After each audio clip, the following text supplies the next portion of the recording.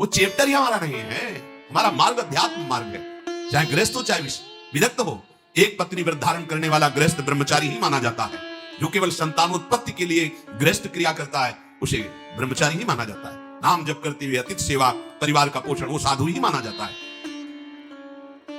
हमारे मन में जो भोगों की स्फुरणा होती है उसके कई कारण होते हैं।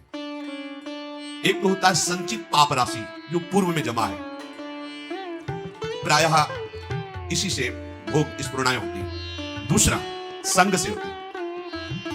आपकी पाप राशि से स्फुरणा ना हुई तो कोई भोगी पुरुष ऐसा मिला, परमाणु होते हैं। पूज्य श्रीधर बाबा की कुटिया में जब जाते थे, आप सच्ची मानिए, घुसते ही ऐसा लगता जैसे मशीन फिट कर दी गई हो। मंत्र एकदम रफ्तार से चल पड़ता। और जे 8 बजे रात्रि के जाते थे चरण जाते, जे ही उनके चरणों को स्पर्श करते, ऐसा लगता हम किसी दिव्य भाव लोक में बैठे। क्यों? उनके परमाणु नाम जापक क्षण, रात दिन नाम जापक। ऐसे परमाणु उनकी हर वस्तु में, कोई भी वस्तु उनकी छू के एक दिव्यता थी उसमें। ऐसे ही जैसे वो रात दिन भजन में लगे तो उनकी हर वस्तु में परमाणु, ऐसे ही रात दिन जो भोगों में लगे उनकी हर वस्तु में भोग के परमाणु हैं। सावधान, उनके आसन पर बैठना, उनकी थाल में पाना, उनका स्पर्श होना, उनका संभाषण होना, उनसे मित्रता करके उनका चिंतन करना, ये भोगों को बढ़ावा देना होगा। इसी को विपरीत देखो संतों के प्रति, उनके समीप बैठना, उनका जूठन पाना, उनको देखना, उनसे संभाषण करना, भजन का बढ़ावा होगा। देख लेना, पूर्व संचित पापों से जो स्फुरणा होती है उससे बहुत सहजता में बचा जा सकता है, लेकिन प्रगट कुसंग से जो स्फुरणा होती है इससे बचना बड़ा कठिन होता है। पूर्व पापों से स्फुरणा सबके हृदय में होती है जब तक भगवत साक्षात्कार नहीं हो जाता। वो बार बार आकर्षित करता रहता है संसार का राग। और अगर कहीं कुसंग मिल जाए फिर क्या कहना, फिर तो जो स्फुरणा थी संकल्प बनेगा, संकल्प क्रिया बन जाएगी, क्रिया होते ही अध्यात्म अंतर्ध्यान हो जाएगा, अध्यात्म मार्ग ही नहीं रहेगा। इसलिए कर्म राशि की तो तुम चिंता मत करो, उसे तो भस्म करने के लिए शरणागति समर्थ है। लेकिन कुसंग से बचने के लिए तुम्हारे ऊपर पूरा भार है। कुसंग से तुम बचो। बरुहलबास नरक करता था, दुष्ट संग जनि देवी खाता। गंगा किनारे भ्रमण जब कर रहे थे, वो तरी घाट है, उसके आगे हम जा रहे थे। नया शरीर और वैराग्य, ना कमंडल, ना बिस्तर, ना कोई भीषण सर्दी का समय। एक मार्किन नीचे पहले लाल रंग से गेरुआ, बस लंगोटी, और एक मार्किन बस, कोई कमंडल, कुछ रोम रोम हर्ष में सर्दी से व्याप्त रहता। भोजन की व्यवस्था जहां ठाकुर जी कर दे। तो माह के महीने में रामनगरिया लगती गंगा की, जैसे माघ मास में वहां प्रयाग में ऐसी जगह जगह मानो 10,000 ऐसे 2-4 किलोमीटर ऐसे ऐसे नगर जैसे बन, रामनगरिया उनको कहते हैं। किनारे से चलने पर वो मिलते हैं। तो एक महात्मा, जिनकी पोशाक बहुत अच्छी लग रहा था, सुविधाजनक जीवन है, तो देखा बड़े बुजुर्ग अवस्था के होते। हे महात्मा, देखने से ही लग रहा है कि तुम गंगा की परिक्रमा दे रहे हो। परिक्रमा तो नहीं, पर गंगा किनारा ही हमारा जीवन है। बोले आओ 2-4 दिन रुक लो। रामनगरिया अलग अलग तब लगे, जैसे प्रयागराज में बड़ी व्यवस्था, बड़े ऊंचे ऊंचे ऐसे गद्दे, बहुत सर्दी, गंगा किनारे तो और पड़ती है। हमें भी लगा चलो शंकर भगवान 2-4 दिन के लिए रुक जाते। जो ही रुके 12 बजे कितने प्रकार के भोजन, खीर, ये हो, जहाँ रोटी भी नसीब नहीं हुआ, चलो भगवान की बड़ी कृपा 2-4 दिन पे बाहर में पाया। रात्रि में उन्हीं के पास बड़ा तंबू था। दूसरे दिन सुबह 8 बजे के करीब जलेबी का भंडारा था, फिर राजभोग अलग। खूब ऐसे पुण्यात्मा जन करते रहते हैं। पास में और भी ऐसे शिविर लगे थे उनके निज जन, तो उनमें से एक प्रणाम योगी है, जलेबी का भंडारा संतों के लिए, वो स्वयं लेके आए और आया और कुछ भी हमको दे। तो जलेबी प्रिय वस्तु, मीठा हो अच्छे से। अच्छा, पहले ये था कि पता नहीं आज मिला है, कई दिन ना मिला, कभी गैस की गोली नहीं खानी, चाहे जितना पालो, 2 दिन 4 दिन नहीं मिला, सब बच गया। अब जे ही पाकर थोड़ा ही समय हुआ, पहले दिन का राजभोग, दूसरे दिन का ये बालभोग जलेबी। जलेबी बालभोग के राजभोग जैसा ही गरम गरम जलेबी, जैसे नशा चढ़ता है ऐसे दिमाग में। बस उनमें एक बहुत सरल और वास्तविक साधु स्वभाव के थे, वो केवल सेवा में ही रहते थे, मानते थे। उनसे हमने पूछा, वे वृद्ध थे, कल से वास्तव हमारी भावना में बड़ा परिवर्तन हो गया। तो उनका महाराज क्षमा करना, आप जिस मार्ग में चल रहे हो वो ये मार्ग नहीं है, वो ये मार्ग नहीं जो आप स्वीकार कर रहे हैं। अच्छा, एक दो दिन बोले नहीं महाराज आप नहीं सुन रहे, और बताया कि जो जलेबी खुआई वो कैसे आचरण के साथ, बस कुछ उठाना धरना तो था, ले 2-3-4 दिन जहां भूखे रहे अपने आप ठीक हो। अन्न का कुसंग, व्यक्ति का कुसंग, ये परमार्थ की राह को भटका देता है। उपासक को सदैव ये देखना चाहिए कि मेरे मन की स्फुरना कहां है, प्रियालाल के प्रति है, भोगों के प्रति। यदि भोगों के प्रति हो रही तो त्रुटि कहां है, पूर्व पाप संस्कार से हो रहे हैं या कहीं कुसंग हो रहा है। पूर्व पाप संस्कार स्फुरना देगा, ना कि आपका नाश, ध्यान रखना, और कुसंग स्फुरना ही नहीं देगा, नाश कर देगा। इसीलिए बल उभल बास नरक करता था, दुष्ट संग जनि देह विधाता। साधक ये बातें समझ नहीं पाता है, फिसल करके ऐसे गिर जाता है। बहुत सावधानी की आवश्यकता है, हर समय अध्यात्म मार्ग पर आपकी दृष्टि बनी रहे। देखो, यदि साधक सावधान नहीं रहेगा तो फिर नया कर्म बना, फिर पुरानी स्फुरना और नया कर्म मिलकर के नवीन चक्र की रचना, जन्म मरण की। इसीलिए मुक्त होना बड़ा कठिन हो जाता है।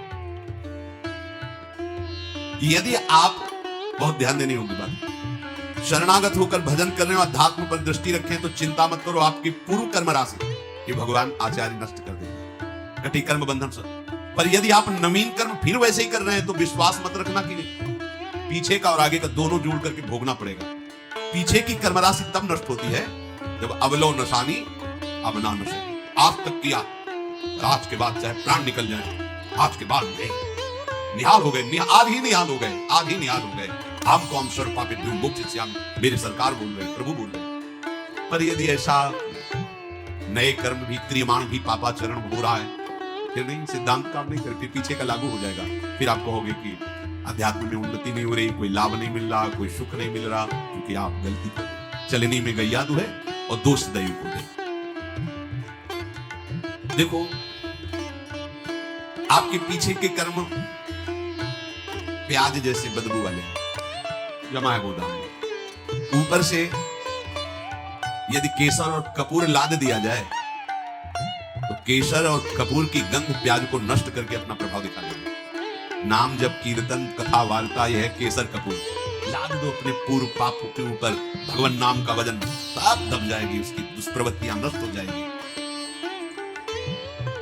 अगर कहीं वायु का झोंका चले और कपूर खुला रह जाए तो उड़ जाएगा, फिर प्याजे की गंध रह जाएगी। माया का झोंका चला और आप अपने यश कीर्ति में, अपनी बड़ाई सम्मान प्रतिष्ठा में, भजन में कमी, मान सम्मान प्रतिष्ठा में बह गए, उड़ गया कपूर, अब बचा प्याज, उसकी दुर्गंध शुरू हो जाएगी। इतना महापुरुषों ने सूक्ष्मता से अनुभव किया है। इसलिए ध्यान रहे कि इस माया की वायु का प्रवेश आपके हृदय में ना होने पर दुर्गंध नहीं रह जाएगी, केसर कपूर की गंध नहीं रह जाएगी। ये माया के प्रवाह का, तूफान का क्या भाव समझे?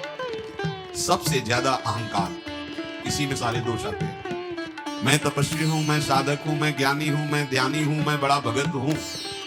इस तरह की अगर अध्यात्म मार्ग में कहीं भी कोई भी वृत्ति है तो वो आपकी दुर्वासना जो दबी हुई है उसको उठा लेंगे। मैं बहुत नीच अदम हूं, अगर ये कुछ साधन बन रहा है तो श्री जी की कृपा से बन रहा है, गुरु जी की कृपा से बन रहा है दुर्गंध वाली बातें, पर ऊपर कपूर और केसर है, उसकी दुर्गंध आपके हृदय को परास्त नहीं कर पाएगी। उपासक धीरे धीरे अपने बुरे स्वभाव को, बुरे कर्मों को सद्भाव से, अच्छे स्वभाव से दबा देता है। नष्ट नहीं हुआ, नष्ट होता है भगवत साक्षात्कार। जब तक प्रभु से आंखें ना मिले तब तक विश्वास न करना कि काम हो गया। यही डर ही डरपि हरिवंश हित जिनो भ्रमय गुण सलिल पर जिहिना मन मंगल लोग क्यों शिव हरिपद भज न विलंब। आगे चल करके प्रभु ऐसी ज्ञानाग्नि पैदा कर देंगे कि फिर वो दुर्गंध वाली चीजें ही नहीं रह जाएंगी।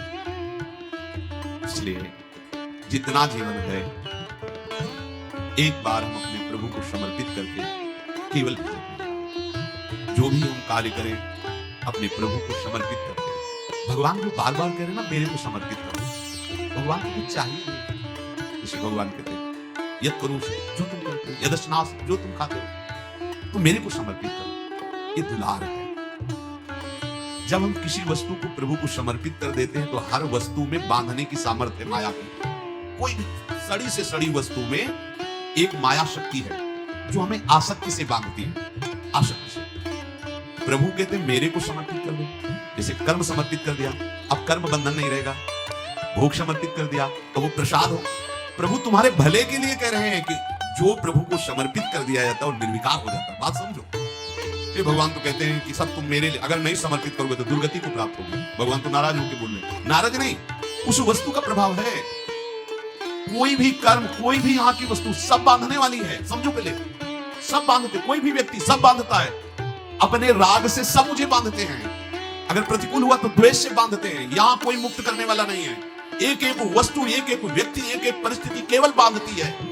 और हम साधना कर रहे हैं मुक्त होने की। कैसे करें? भगवान चुपचाप जो कर्म करो मेरे को समर्पित करो। इसका रहस्य क्या है? वो कर्म तुम्हें बांध नहीं पाएगा। शरीर स्वस्थ रहे, खूब भोग भोगो, मनमानी हमारी चाह पूर्ण हो, यही हमारा लक्ष्य। देख लो, शरीर में कोई कष्ट ना हो, इंद्रियों का जो भोग जब चाहूं मिल जाए और मन चाहिए भोग सामग्री इकट्ठा कर लूं, इतना ही लक्ष्य है प्रत्येक मनुष्य का। अगर कोई इससे ऊपर उठाए तो अध्यात्म मार्ग का पथिक है वो। भला कैसे?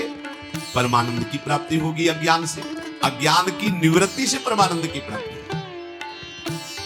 बड़ा मजाक का विषय बन गया है। पानी में मीन पियासी मोहि सुन सुनियावे हासी। अगाध आनंद सिंधु प्रभु हृदय में विराजमान हैं। उनका मार्ग गुरुजनों ने दे दिया है। खूब सत्संग सुन रहे हैं और हमारी चित्त वृत्ति सत्यत्व भाव भोगों में ही किए हुए। ये बड़ा हंसी का खेल है। अब अगर आप सही मार्ग में चलोगे तो एक तमाशा हमने देखा, कुआं में लग गई आग, पानी पानी सब जला, मछली खेले आग। संतों का है एक तमाशा हुआ। जब गुरु कृपा हुई, अध्यात्म का प्रकाश हुआ, तो जितना विषय रस है सब जल गया। जिसमें हमारा मन मछली बना खेल रहा था, सब विषय रस जल गया, सब स्पर्श रूप रस गंध। अब वो मन भगवदाकार हो गया। भला पानी जल जाने के बाद मछली फाग आनंद कैसे बना सकती? अब असली आनंद। एक तमाशा हमने देखा, कुआं में लग गई आग, पानी पानी सब जला, मछली खेले आग। ये परमानंद। अब तो मन परमानंद में निमग्न हो गया, क्योंकि विषय रस भस्म हो गया ज्ञानाग्नि से। देखो, हमको बिना अपने घर पहुंचे आराम नहीं मिलेगी।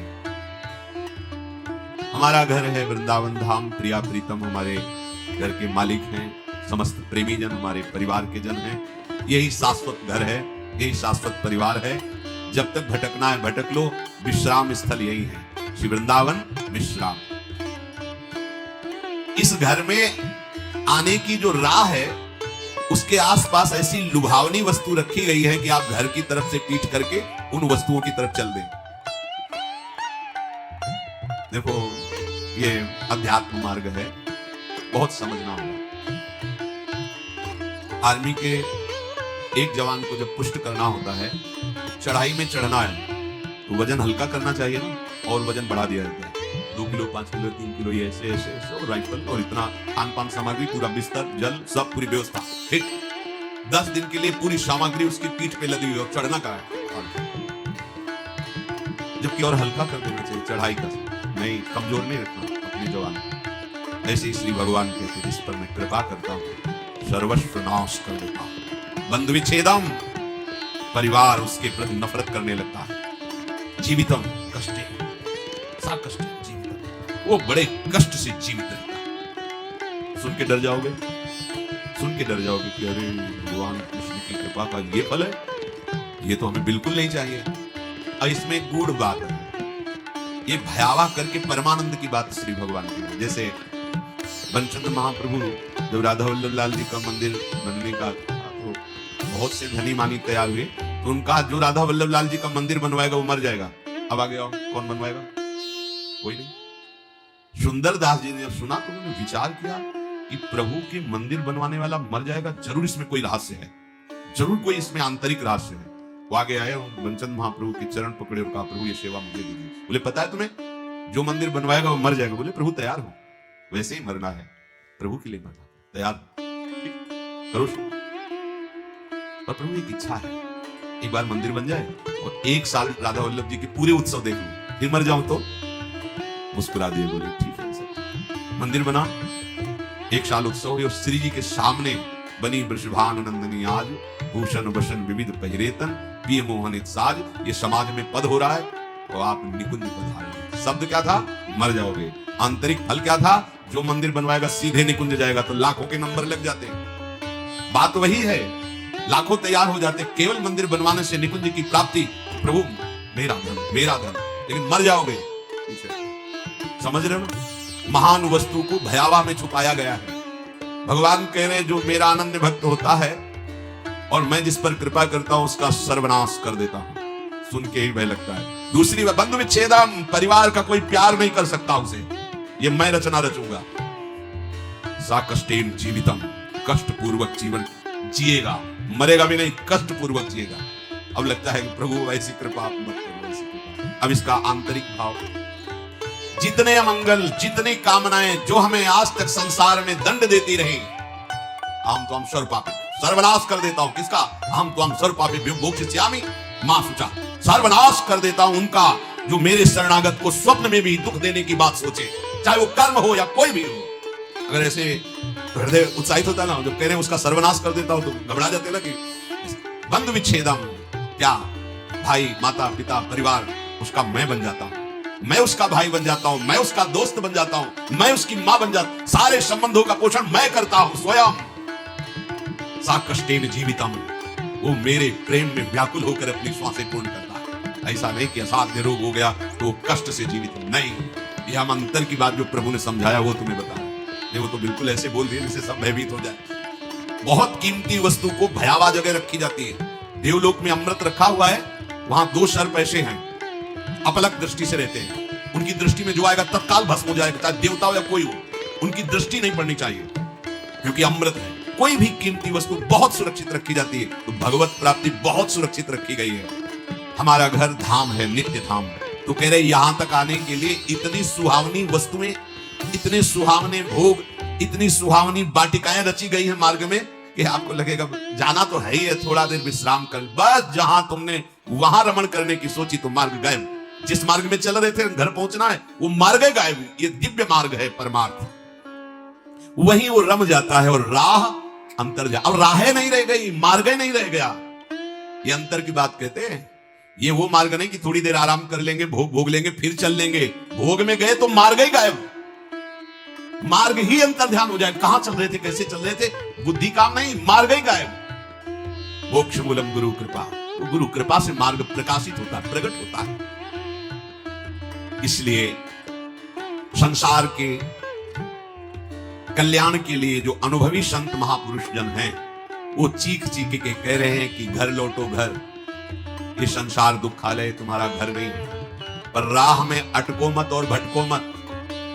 ये राह में ऐसे पथिक अटक जाते हैं और भटक जाते हैं जो थोड़ा मन चले होते हैं, थोड़ा मन चले अर्थात मन के अनुसार करो। इस मार्ग में मन चलों का खेल नहीं है। इस मार्ग में मन को निग्रह कर, मन को हटा करके अपने प्रभु तक पहुंचना। कब तक इस मन को दुलार करते रहेंगे, थक गए। कभी विचार करके तो कितना गंदा है मन, कहां फंसाता है, कहां लगाए हुए, कहां लगाए, कितनी भुलावे की खेल। ऐसे अभक्ष पदार्थ खवाता है, ऐसे अपेय पदार्थ पिलाता है, ऐसे अकृत्य कृत्य कराता है जिसे घृणा हो जाए। पर ये माया ऐसा आसक्त कि उसी में वो जीना, उसी में सुख, उसी में वो आनंद का अनुभव करना चाहता है। अनित्यम अशुखम लोकमिमं प्राप्य भजस्व माम। ये अनित्य है, अशुख है संसार। प्रभु का भजन करके प्रभु को प्राप्त हो, स्वयं कह रहे हैं इस अनित्य में मत फंसो। ये तुम्हें स्वतंत्रता दी गई, तुम प्रारब्ध के अधीन नहीं हो, कोई पशु नहीं हो, मनुष्य हो। प्रारब्ध शुभ अशुभ कर्मों के जो संचित हैं, उनमें से कुछ परिणाम निकालकर इस शरीर को दिया गया है। आप जो चाहो कर सकते हो और पाप कर सकते हो, बहुत दिव्य भजन करके भगवान को प्राप्त करो। ये स्वतंत्रता है आपकी, बिल्कुल स्वतंत्र हो। आप मनमानी आचरण कर सकते हो और आप शास्त्र के अनुसार चल सकते हो। आप गुरु के वचन के अनुसार चलकर परमात्मा प्राप्ति कर सकते हो, मन के अनुसार चलकर दुर्गति को प्राप्त हो सकते हो। पूरी स्वतंत्रता है मनुष्य जन्म में। पर ध्यान रखो, ये शरीर क्षण भंगुर है, कभी भी नष्ट हो सकता है। संसार के चाहे जितने पदार्थ और पद समेट लो, तुम्हें कभी शांति नहीं मिलेगी। देखो, आप लोग तो कुछ ही लोगों से मिलते हैं, बचपन से भगवान के शरणागत मार्ग में रहे। तो कानपुर महानगर है, एक से एक पदाधिकारी, इतनी फैक्ट्रियों के बड़े बड़े मालिक ऐसे मिले, जिनके पीछे 10-10 गाड़ियां चल रही, लोग गनर अंगरक्षक के लिए रखे, बड़ा वैभव। और जब एकांत में मिले हैं, उन्होंने अपनी बात कही है, तो एक साधारण पुरुष से भी ज्यादा वो अशांत है। एक किसान आराम से मेहनत करके 4 रोटी खा के सो जाता है, उनको नींद भी नहीं आती। ऐसी परिवार में कल है, वैभव इतना है, ऐसे परिवार के आचरण को देख देख के जल रहा है, अशांत हो रहा है। क्यों? कि सिद्धांत गलत हो जाएगा। भगवान से विमुख को स्वप्न में भी शांति नहीं मिल सकती। आप लोग को अब आपके सामने जब उतरेंगे तो आपको तो लगेगा ही कि 10 गाड़ी पीछे चल रही। इनके एक मैदा फैक्ट्री के मालिक आते थे, तो 10वीं मैदा फैक्ट्री, कैसी उनका वैभव। और जब एकांत में बात करते तब हृदय यही कहता, ओहो, भगवान से विमुख होने के कारण देखो सब कुछ है लेकिन कुछ नहीं है। जिसे शांति कहते हैं, जिसे सुख कहते हैं, जिसे विश्राम कहते हैं। भगवत भक्त जो भजन परायण है, चरित्र में देखा गया उनके पास सही वस्त्र भी नहीं, भोजन भी नहीं, तो परमानंद में बेपरवाह आनंद मगन शांति। उनके हृदय में शांति क्या, उनके समीप पहुंच जाओ तो तुम शांत हो जाओगे, उनके दर्शन कर लो तो हृदय विश्राम मांगने लगेगा। इसलिए तुम्हें यदि परमार्थ का, अध्यात्म का मार्ग मिल गया तो तुम बड़े भाग्यशाली हो। अब तुम्हें सावधानी ये रखनी कि मार्ग छूटने न पाए। अध्यात्म मार्ग बहुत बड़ी कृपा से मिलता है। कि हम लोग अज्ञानी हैं, पाए रतन चीन्ह्यो नहीं, दीन्ह्यो करते ना। ये माया श्री कृष्ण की मोह सब संसार।